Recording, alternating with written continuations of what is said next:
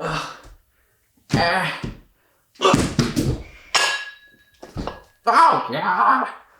Stick around to learn more of this old man's tricks. It's not every day on YouTube you get to see a washed up athlete giving out advice, but here we are. So these are my 5 lessons that I've learned in my last 25 years of fitness or working out or whatever you want to call this journey. And these are things that I think you can apply to anything in life. So let's get into it and start with number 1. Every great speech starts with an inspirational quote. The harder I work, the more luck I seem to have.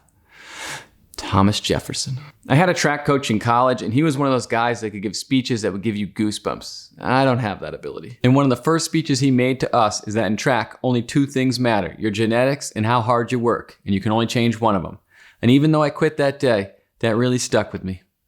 When I was running in high school, I was a sophomore, and one of my best friends was a junior, and he could not keep up with me. So in the summer, I didn't do anything. I relied on my genetics, and he worked his ass off. And the next year, I could not catch him. I think this is where you put one of those transformational pictures in when it shows you as a high schooler before you ever worked out and then after like a decade of lifting. It all comes down to consistency and hard work. Do something, do it well and with a purpose, not just running through the motions.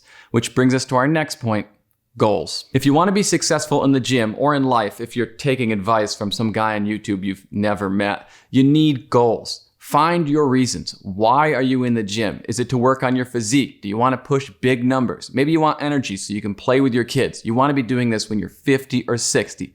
Everybody has their own story. Maybe it's something a little deeper and darker. When you're setting your goals, try not to get too stuck on numbers and try to diversify a little bit. It's easy to do bench, deadlift, and squat. They're real simple. I added 5 pounds onto my squat last month. That's great. You're progressing, but you're gonna hit a plateau at some point. So if you put all of your faith into those specific lifts and those numbers, you're gonna grind yourself down mentally. For months, I got stuck on bench at 290 pounds. I couldn't beat it no matter what I did. So a better thing for me to do was to also track my goals in, let's say, dumbbell bench. So maybe I was progressing there rather than here. Even if it's something as simple as putting another pull-up onto your reps month to month, that's progress. And believe me, over time, you're gonna wanna track some of that progress because working out, as I've said a lot of times in the past, can become a grind. If you can, it's ideal to have a pretty good workout partner.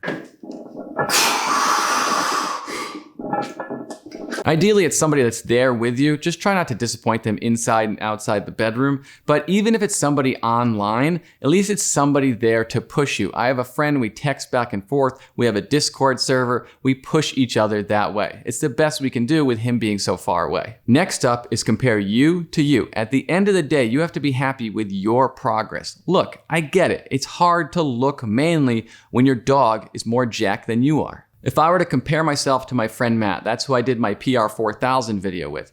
He's 250 pounds. He loves to powerlift and to chase numbers. He wanted to be one of the world's strongest men. I can't compete with that. I'm never gonna beat those numbers. But don't you tell him that. It's like comparing yourself to some influencer who's probably jacked up on something. Listen, I don't judge them for it. That's their livelihood. But don't compare yourself to them. It's a losing battle. Think about it. How many people do you actually know who can bench 225 or squat 315? Most people don't even go to the gym. You know what I'm most impressed by? You go to the gym and you see a 70 or 80-year-old person that's working out. That's what I want to be. We'll call this part B of this one, and that is everybody has an opinion. You bench 315? Yeah, but you used an arch. Nice deadlift, but you had 1% lumbar flexion. You squatted how much? But that's what you weigh. Believe me, just read the comments. There's always somebody having a bad day trying to take away your happiness. So I guess it comes down to ignore the hate, stay on track, and do things right, which ties into our last point and also our next one. Next up is never stop learning. You need to be willing to learn and swallow your pride. Basically, don't get in your own way. Make a plan or find a plan. There's a lot of great programs out there. 5x5, 5-3-1, starting strength. I used to get paid to supervise a high school weight room, and we're gonna leave all innuendos out of that one. And I watched a lot of kids work out for years and not get anywhere. It's not as simple as just picking things up and putting them down. Well, I mean, it kind of is, but still. You have to control what you can control. Everybody has their own lifestyle. So whatever control you have over your diet, over your schedule, and do the best you can with what you have. Research and learning is one of the things I talked about in my top 8 things you can buy for under $50 video, or whatever it's called. I'll just link it right here.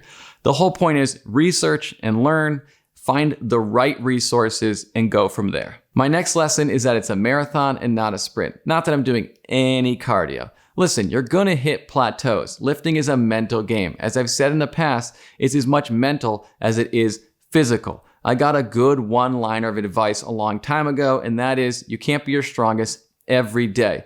Not that I'm pulling a ton of weight anyway. Some people would say I'm a little bitch, and those people are Winnie. When it comes down to it, your health is number one. You might want to deadlift 405 today, but what are your goals when you're 50 or when you're 60? For me personally, I want to be able to play with my grandkids as much as I can play with my son. That's my big motivator. What's that? You guys want a couple quick bonus lessons? Okay, technique is everything, diet matters, and get your sleep. Oh, and buy my program. You don't have a program.